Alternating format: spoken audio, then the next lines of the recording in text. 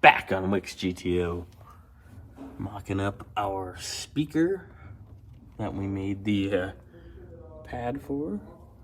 Actually looks pretty damn good. Next step's gonna be wire it real quick, which ain't gonna be hard. And then we'll probably get started on finishing this up. Well, after some wrestling, we kind of sort of got the dash in. That looks pretty damn good.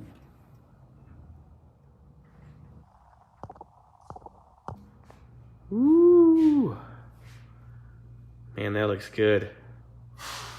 That was fun. That was a blast. That was like lying upside down on your back with the stud sticking through your shoulder blade. Yeah, you had one on your shoulder. I had one on my kidney. That was fun. Wires in your face. Poking you in the eye. Wrapping around your glasses. That was fun. But it's in. Now it's wire fun time. All right, so we've been cranking. Got all of our wiring done and routed.